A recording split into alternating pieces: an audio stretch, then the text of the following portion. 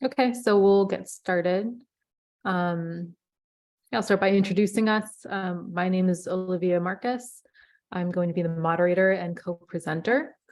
The session, which I'm sure you're all aware of, is use of ayahuasca and substance use and mental illness in Latin America.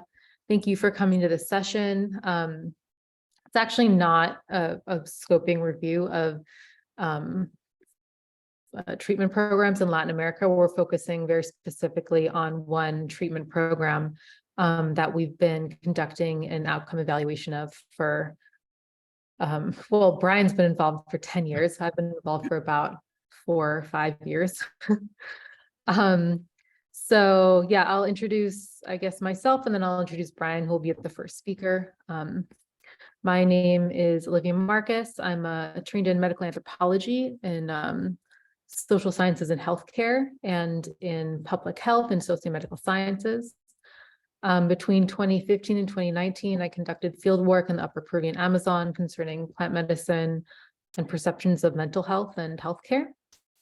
And I've been involved with the Ayahuasca Treatment Outcome Project since 2018. Before that, I had done field work in the Takiwasi clinic that we're going to be talking about today. And so now I'm going to introduce Brian, and then he's going to share the screen and begin his talk. So Dr. Brian Rush is an epidemiologist and scientist emeritus of the Center for Addiction and Mental Health in Canada, and also professor at the Dalai Lama School of Public Health at University of Toronto. Dr. Rush has worked for over 45 years as a substance use mental health services researcher with CAMH, where he's currently appointed as a scientist emeritus. He's led major treatment system reviews in Canada and internationally, and prepared several syntheses of research evidence, including concurrent disorders, collaborative care, rapid access to mental health, and addiction service and psychedelic assisted interventions. Brian is currently the project leader for the Ayahuasca Treatment Outcome Project, which you're going to learn about in a moment, and is also active in facilitating collaboration among Canadian researchers, students, and policymakers interested in psychedelic science, including traditional plant medicine. Okay, Brian, over to you.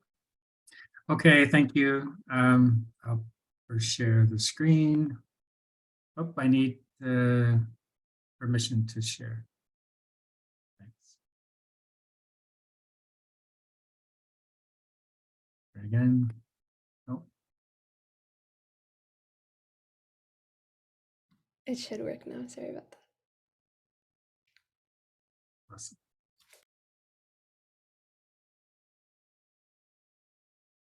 Okay.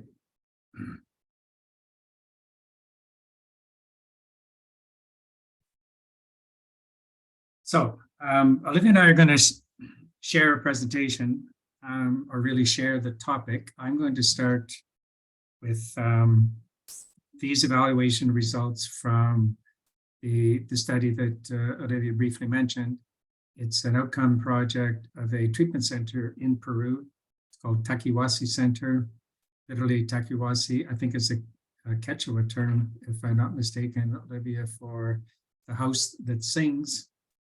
And I'm going to focus on the quantitative results, and then Olivia will pick it up from there on the qualitative, and then we'll share a few questions with you and discussion around what we think we've learned here for the study of ayahuasca-assisted treatment, psychedelic-assisted treatment in other venues, etc. So I'm going to focus on our quantitative. Speaking on behalf of our project team, I won't identify everybody, but it's been a real concerted effort, and also our statement of conflict of interest. You'll see a few bits here of interest, but also we are all volunteers, receive no compensation for this work. I'd also give a shout out in 2013, I think it was, 13, 14, we were one of the first actually doing a crowdfunding for research, and in this case, ayahuasca-assisted research. So I always am very grateful to 400 people, some of whom gave literally $5 or $1 just to support this work, and received an awful lot of interesting emails about the importance of this work. So a shout out to the 400. So our goals today are describe the Takiwasi Center. I'll present the one-year follow-up data, and like I said, set the stage for where Olivia will pick it up on the qualitative, and then we'll include with implications. So here's a few slides or a few photos of Takiwasi Center. It's a therapeutic community model. It's a 9-month program, all male. The reason for the male rules around cohabitation for residential treatment programs in Peru specifically are male or female only. So it's not specific to this one. It's kind of a national rule for accredited programs. It's about 9 months. It's a milieu therapy. Some of you may be familiar with therapeutic communities. This is a hybridized model. It's using psychotherapy. There's several Christian elements to it. There are a variety of quote unquote ergotherapies, occupational therapy, daily tasks. In many ways, it's a therapeutic community that's integrated a variety of elements to it that make it quite 2D. You can see from the photos, includes group therapy, it includes some traditional medicine, in this case, I think that's Suplada. And so this is Takiwasi. Some of you may or may not be familiar with ayahuasca specifically. I'd like to emphasize it's not the only plant medicine used, but it is one of the main ones that's part of the regimen ayahuasca, a brew comprised of these two substances. We can come back, for those who may have questions, well, what is ayahuasca? We can come back to that and explain in more detail, but I'll assume a certain level of familiarity. Okay. It also includes Dietas, which are 10-day isolation retreats, a variety of other teacher plans. And I think in the case of both ayahuasca and Dietas, comes some psychotherapeutic support before and after, et cetera. And the same with other plant medicines that are used essentially for detox, cleansing purposes. I think we've covered most of this. It's a hybrid model. It's a long duration. This has implications for how long it takes to recruit people into an outcome project. The treatment itself is 9 months. And then in this case, we followed people for 1 year. We do have some people already at the 2-year mark. So it's taken us some time to get to this point. We're all very happy to finally be presenting outcome results. These first data were presented at the R2R conference in Toronto in May. It is important, the last bullet here, the overall goal of the center, it is focused on alcohol and drug substance use dependence, addictions, and not necessarily abstinence-oriented over the long term, but hopefully people developing a healthier relationship with substances. The Treatment Outcome Project, you'll hear us use the term, the acronym ATOP, the Ayahuasca Treatment Outcome Project, was really developed out of a planning meeting in 2013. It was conceptualized as a multi-site study. Data collection at Takiwasi started in 2016. And there's a couple of references here. We're happy to share these slides. We've been fortunate enough to have the protocol published, and we are really on the verge of submitting the second paper, most of which you'll hear about today. This gives an idea of the overall flow of client population. In the yellow, you'll see the 52 who are currently at the 1-year follow-up. You'll also see the 47. Several people do drop out. This is common for any therapeutic community. And we have people at different stages already. As I said, we have almost 30 actually at the 2-year follow-up. For those scheduled at the 1-year follow-up, we have a pretty good completion rate, about 86%. So this gives a sense of the quantitative measures. You'll be familiar with some of these. They were all delivered in Spanish, either validated in the published literature in Spanish or back translated by the team, in particular the treatment entry questionnaire. So it's a pretty comprehensive battery. Express a lot of gratitude to the program participants for completing this much information. They complete these tools at baseline when they enter. And then, except for the treatment entry questionnaire, they're also repeated at discharge and 3, 6, and 12 months. So it's a lot of commitment to participate in the project.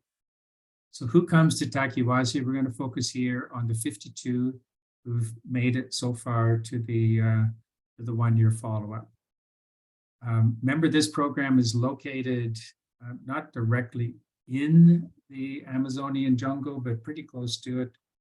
The city of Therapeutic is a small city located in the Amazonian part of Peru. But it's kind of a big deal to go there. It's not the most comfortable place to spend 9 months, just weather and insects and things, especially doing a dieta, which is typically in the forest. So they get a mix of age ranges, a mix of employment. You see some, but not all, from local Peru, Europe.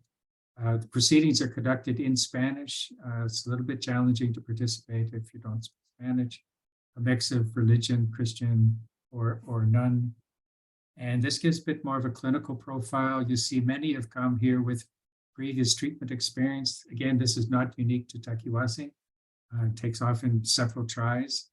We have a lot of interesting data, especially the qualitative that Olivia will present, on the motivation to come here. This is a 9-month program, pretty intensive. And imagine coming from Europe or coming from North America into the Amazon for 9 months. That's a pretty big decision. There's quite a mix of comorbidity in terms of mental health, and you see the mix of substances, etc. The treatment motivation measures basically conclude from this. There's a lot of internalized motivation, and for about 15 to 16%, some external pressures to seek treatment. Does our group differ? Do we have a lot of bias, let's say, in the group? We don't know too much about the people who dropped out before the recruitment, but for those who are recruited into the study, and we've got other people who've left early and other people who are not at the 1-year follow-up mark. So as of when we do the cutoff for the study, our treatment group looked pretty similar to these other two groups. Length of stay is quite variable. I see not everybody makes it to 9 months, obviously. Some drop out relatively early, but they're still participating in the study. And if you consider the variability in the length of treatment, then the exposure to the different kinds of services is also quite variable. You can see on average 14 ayahuasca sessions, 2 to 3 dietas, etc. And you can see the variability around that, which I showed just in a few slides. You can see for the number of ayahuasca sessions, it's hugely variable, some up to 30, some just beginning at smaller numbers. So variability in all of the different elements of the program experience, largely driven by length of stay, because the program itself is very organized. This becomes important in a moment when we show our attempt to link outcomes to the actual length of stay and the level of participation or the importance they place on different programs. So what do we see? We're going to present this pretty graphically. This is the results for the ASI, the Addiction Severity Index, which has a variety of subdomains. And you can see a decline overall from baseline to follow-up in virtually all elements of addiction severity.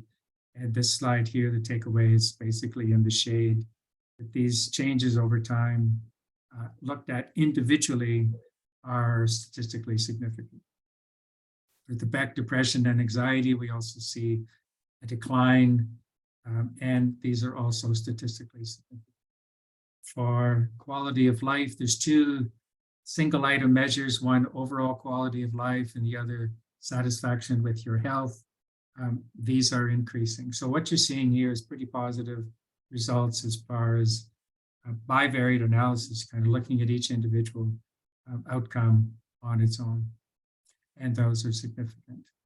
Spirituality, which is really a key component of the program, there's different subscales in the Huqual spirituality measure, and some go up and some go down. This is kind of an interesting finding that we could dig into in more detail qualitatively.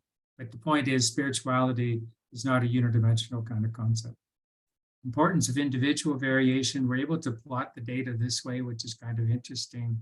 So along the bottom is where they stood at baseline, and on the side axis, where they are at follow-up. So people who follow below the line are doing better. So we see here a lot of individual variation, and this is important. This is important in any outcome study. This individual variation is often hidden behind a group mean. We actually have some people doing worse, a small number, but they were not doing so difficult at the beginning. And most people here, these people doing extremely well compared where they were at the beginning and where they were at the end. This is on the drug index, and you can see almost everybody doing better to some degree. And then you see individual outliers here that become interesting, maybe from a case study point of view. And for the Beck, we emphasize the Beck here because there's quite reasonably good data on the role of ayahuasca in the treatment of depression. And we see for most, there's improvement, but you can also see kind of not a consistent relationship with the number of weeks in treatment. So what's their take on all these different experiences? First off, we ask everybody to rate the importance of different parts of the program. So this is like chasing the Holy Grail. What's the active ingredient of a complex intervention like this? So on a scale of 1 to 4, you see almost everybody is scoring pretty high on almost all dimensions of the program with very little deviation. And the same with the significance for ayahuasca. You can see this in more detail here with the kind of level of skewness always kind of skewed to the positive. Most, but not all people feeling pretty positive about the different dimensions of the program. In particular here, the ones related to the ritual elements and the traditional medicine. And the same with the significance of ayahuasca. So here we do our best. Remember, we got a pretty small sample size here, so we're not doing any multivariate statistics at this point, just cannot do it. So we do correlation with length of stay and the different outcomes. We don't see a lot. We see the relationship for depression, but none of the other indices. So in other words, the longer you are in the program is not closely related to your outcome.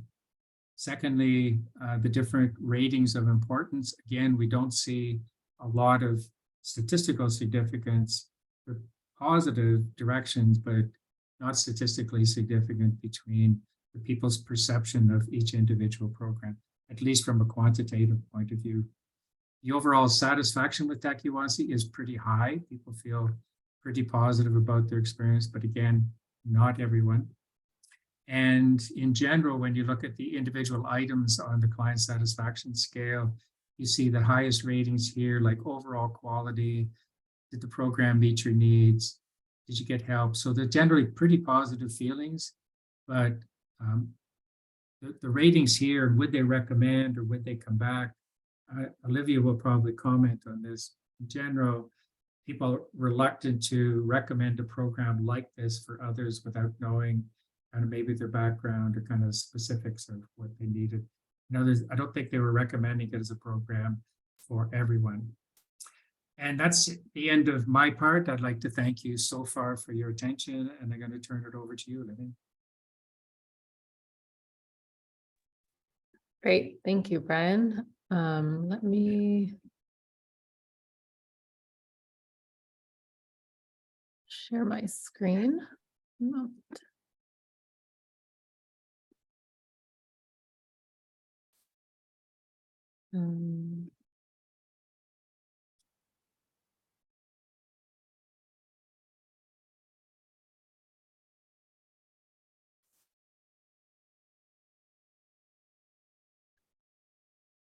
Good to go. Okay, that look fine? Yep. Great. No one else is responding, so I'll just rely on you, Brian, to make sure that I'm able to be heard and seen. All right, so thank you for that introduction. I'm going to be talking about some of the early qualitative findings from this outcome evaluation. So I'm going to be covering not quite a bit of ground, really describing more of the therapeutic community model, contextualizing that a bit, looking at some of the early results in terms of treatment motivation and expectations at baseline, meaningful and challenging experiences. And then Brian and I will sum up together a bit the implications for emergent research in with ayahuasca and psychedelic assisted therapies in general. So you've already been introduced to the Takiwasi Center and to the concept of traditional Amazonian medicine. Again, these are very important aspects for the treatment model, as kind of you can see it as lending psychotherapeutic, exercise psychotherapeutic support, as well as kind of physical and energetic cleansings and really facilitating the work. So Takiwasi is a what we would call a hybridized therapeutic community model, drawing from ideologies from local and indigenous knowledge and practices, Catholic, Christian beliefs and rituals, side disciplines, with a really strong emphasis on spirituality, including the etiology and meaning of addiction. So a traditional therapeutic community model might last from a year to 2 years, and the hybridized models tend to adjust their duration for different lifestyle factors. So for example, people who have families, who need to work, who can't commit to like a 2-year model. And they also have different internal structures. So Takiwasi has a more professionalized structure than a traditional TC, which might have former inpatients as leaders. So instead, Takiwasi is run by a medical doctor and psychologists and has psychotherapists on staff and other staff to help out with cooking and cleaning and other support. As Brian mentioned, it's a 9-month treatment. That's a full treatment with the trimesters, which are kind of symbolic aspects of the treatment. And isn't necessarily abstinence oriented, but more about reformulating relationship with substances. And again, this is very much part of the explanatory model, which is generally looking at addiction as a failed attempt at self-initiation. So the idea being that shamanism and the traditional Amazonian medicine practices challenges and proposes the client to a true initiation that enables them to integrate their inner universe and proceed to some intrinsic reorganization. And in this context, the therapists are invited to explore their own inner universe before guiding their patients.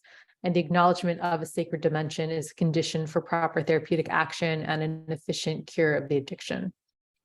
So really looking at very root causes rather than treating the compulsive behaviors of addiction. So again, what is a therapeutic community? The idea behind a therapeutic community is that it's providing this long-term embedded communal living environment in which a person can experience this trial and error learning process or a social learning process in which the individual can, so to speak, fail safely or interact safely in these environments and kind of have the stressors of interpersonal interactions and those difficulties that come along with it, but be contained in this drug-free context.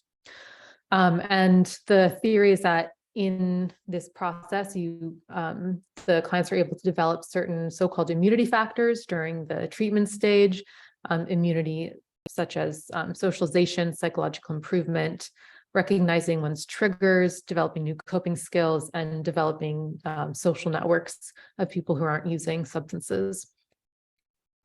So most TCs that are existing today are what we would call a hybridized TC. In Takiwasi, and this is kind of just a messy graph that someone made of all the different types of hybridized TCs that have developed over the past 50 to 70 years. And Takiwasi represents a program that incorporates elements not common to other TC models. And this is significant as we must consider the likely emergence of more TCs that use psychedelic assisted therapy in its protocol with secular, religious, or other spiritual or new age influences. So we can see kind of this new domain of hybridized TCs. Takiwasi would fall more in a so-called shamanic model. The Santo Daime and Unango Vegetal, which are Brazilian syncretic churches that use ayahuasca as a sacrament, also have a brief history of their own TC-like treatment programs for substance use recovery. And then, of course, we might just see very secular psychedelic-assisted treatment embedded within a TC context. So the literature that supports the effectiveness of TCs is actually very robust, stretching back to the 50s, the 60s. But there's little literature to support the role of hybrid TCs. And this is the first study that we're aware of to evaluate a hybridized psychedelic-assisted TC model in another culture that uses psychedelic substances in a ritualized context according to local healing practices. So it's quite unique.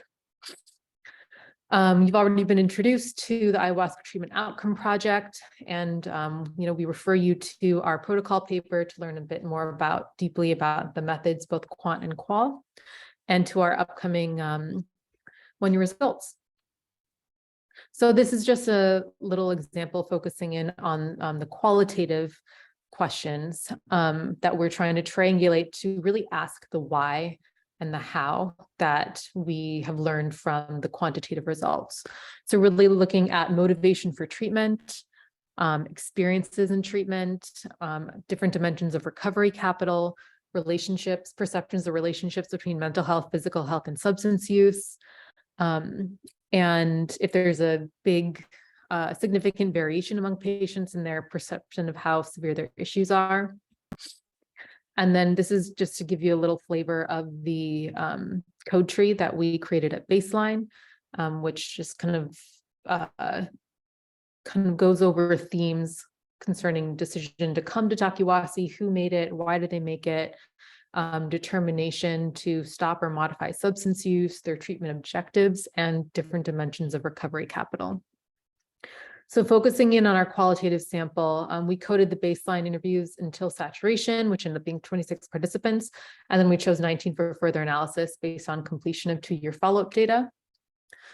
And there was a great variability in treatment exposure. So the amount of time these people were in care at Takiwasi, ranging from 5 to 50 weeks. So this variation was important for us to see kind of the range of responses people would qualitatively have given the variety of treatment exposure people have. So in this sample of 19, almost all had previous experience with treatment. Almost all had previous experience with psychedelics, and more than half had previous experience with ayahuasca. I don't know why that number wasn't showing up there. There we go. So we know that motivation or readiness for treatment or readiness for change is a significant indicator of retention and treatment, which in turn predicts outcomes. And treatment motivation and expectations are particularly interesting in this case, since Takiwasi is a very peculiar treatment model. And the people who come here are acutely aware that they will be engaging with knowledge and practices that represent quite a big departure from the conventional Western modes of health, healing, and spirituality. So it was expected that people were seeking a radical change in their lives, particularly a spiritual change.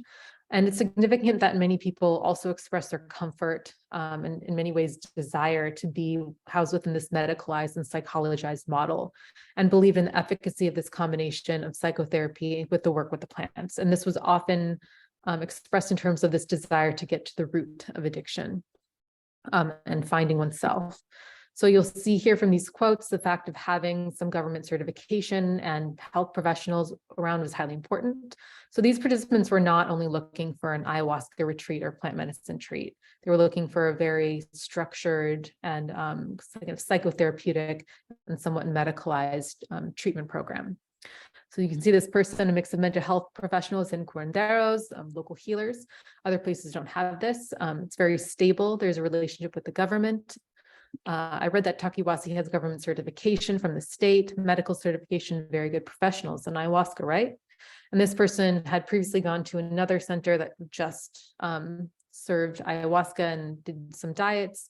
And he and his mom decided that this medical certification and being more professional was more appealing for the treatment that he needed. And this person said that Takiwasi, they use scientifically validated techniques, and at the same time, they dared to unite Amazonian shamanism with psychology, and it's working incredibly well, something I don't see anywhere else. So finding oneself and getting to the root of addiction was another big theme. for motivation and decision to come to Takiwasi. I know that all these problems come from somewhere, perhaps when I was a child because of the abuse I suffered. And that's why I came to Takiwasi, because I want to know the roots of the problem. I want to get rid of these things, and I have faith that ayahuasca will help me. And my main expectation is to know the ancestral processes and my social experiences that led me to excessive consumption. And this person says he's not looking to change himself, but to find himself. I'm not yet ingested ayahuasca. I don't know if that's going to change, but what I want to do is find myself, my true nature. I don't want to change my structure because I don't feel bad. I feel how I am, complex, contradictory, and strange. And it's worth noting that in his discharge interview, he was very surprised that everything changed. And this young man from Spain was reflecting on a previous treatment program he did in Spain, where they gave him medication for cravings and other psychiatric issues. And he says that I hate that they gave me more drugs because the medications are other drugs in order to cover the roots of the problem. I don't like this. That's why I have come here to Takiwasi. So there's kind of this tension between wanting to get to the root of the problem and not wanting to go through the conventional psychiatric model, but then also attending to the psychologized and somewhat medical model that Takiwasi relies on. So in terms of expectations at baseline concerning the integration of psychotherapy and plant medicine, there was an idea that all aspects of the program are important. So not really privileging that ayahuasca is going to cure me and the psychotherapy is just a side thing. And this person says, I don't think I can heal myself with only one type of magical treatment. And so I think Takiwasi is very good and a bit difficult as well. A good mix of plants, therapy, and of convivencia, which is a co-living, of normal heavy things of normal healthy things from daily life. And at Discharge, the same sentiments were expressed. This particular participant from Colombia was highly educated. He's actually a medical doctor. He'd completed 3 therapeutic community treatments before coming to Takiwasi, as well as psychiatric detox, work with a psychologist and family therapy. So he has a large amount of treatment experience. And he says that he's done a lot of psychological work from the rational cognitive perspective, but they didn't touch the subject of feeling before profound reality of being, of existence. So let's say I had some ability to work on my issue in previous treatments, but it wasn't efficient. In the end, my issues persisted. There was no complete healing. And this is what changed a lot when I came here. And in all aspects, I believe that a psychological treatment would not have had an effect if there had not been the company of the plants, of the isolation, that being the Dietas, and also finally the spiritual aspect. And this last person sums it up in a somewhat humorous way, saying that even to explain the treatment components is very difficult because the plant without the convivencia would give different results. So he's saying the communal living with the dietas and the ayahuasca ceremonies was very important. The convivencia without the psychotherapy would be a massacre. The psychotherapy without the convivencia, without the plants would be a process of 15 years. So you have to understand them as speaking to and working through the elements, through the themes that each evokes. So in general, in the discharge interviews concerning the theme of ayahuasca and the plant diets, there was a great theme of letting oneself be guided by the plants, confidence and faith in the process. And while most patients said that this was a highly significant spiritual experience or the most significant spiritual experience in their lives, not everyone had that experience. And nevertheless, the underlying theme here is that whether or not the actual ayahuasca ceremonies were a strong spiritual experience, that this treatment milieu, this treatment program as a whole and process served to reaffirm or reconnect their spiritual or religious beliefs, which was very important for a lot of people personally, in just to enrich their lives and give more meaning. And also, despite the many benefits that patients reported from their ayahuasca ceremonies, all reported very challenging experiences, and some did not find ceremonies themselves very insightful or beneficial, and that's very important to consider. And in reflecting on the role of ayahuasca, the aspect that stands out most to me is that it made me feel. So this connection with emotions, and especially with anger, was very strong among most of the participants at Discharge. Ayahuasca taught me to feel. It showed me my emotions, my feelings. And this other person from Peru, I was able to balance my emotions, which before were very uncontrolled, exaggerated, and sometimes very repressed. And then reflecting on the dieta, this person is kind of capturing what a lot of people expect of the dieta, which is to be this experience, something like ayahuasca, like everything condensed. But with the next diet, I realized that the way the plant works is very profound, that it is very long-term, and it gives you a structure. It makes a transcendental change in you. I feel that without the dieta, it would have been much more difficult to progress in the work with ayahuasca, because fundamental aspects of the dieta heal you so that you can connect with the plant, connect with spirituality, with life. So despite the highly positive feelings toward the work with ayahuasca and other teacher plants, a few patients expressed the understanding that this is no silver bullet, and that although they feel very confident discharge, which is actually rather normal for a treatment program like this, that the work toward recovery is just beginning and will be very challenging. So this person says, this is the process. It's taken me 8 months. It's going to require a lot of daily maintenance. And what I found out here is that there's no magic lightning that falls from the sky and cures you. And this person puts it in the terms of a vaccine. Ayahuasca does not vaccinate you against addiction. That is, it teaches you. It's not like taking a pill that cures you. It teaches you, and it depends on you if you want to face life without drugs. Ayahuasca will not do it for you. So in terms of the most and least helpful treatment components, Brian already went over this.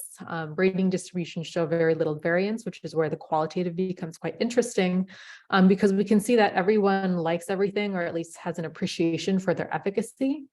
And the idea is expressed by this, commonly by this person from Colombia, who says the ones that helped me the least are the ones I liked the least, but the ones I liked the least may have helped me a lot. So it's a question that's difficult to answer. And as Brian also mentioned, that these ratings change over time. So upon 6-month reflection or year reflection or 2-year reflection, people, their ideas about which treatment components were most helpful really change. So this is also important to keep in mind for teasing out an essential element. And this person thinks that separating the treatment components is absurd. It can't be analyzed scientifically. At a practical level, it doesn't make sense to separate them. The most it will do is just break your head. So the most challenging aspects was basically, a lot of people said that it was emotionally exhausting, was very demanding treatment, strong rhythm, very physically and mentally demanding. Some people had issues with the therapists on how they managed authority. Their life stage, maybe they didn't have children or families of their own. There was some frustration with the ayahuasca ceremonies. People didn't have the expected visionary and learning experiences from the ceremonies, but despite this, these patients were able to learn and benefit from the plant diets and psychotherapy and other aspects of the treatment. And then, of course, Brian also already mentioned the language barriers. So yeah, Brian can chime in here. We can both talk about summarizing generally what the quantitative and qualitative show us, which is that we can't distill an active ingredient with a complex intervention like this. That there's great implications for research when we're thinking about, again, a very long-term intervention with many moving parts that very much relies on a kind of different ontological way of seeing the world. And given the complexity around setting and substance, we have to think about alternatives to the RCT model that wants to identify, or even observational model that wants to identify an active component or essential element. Also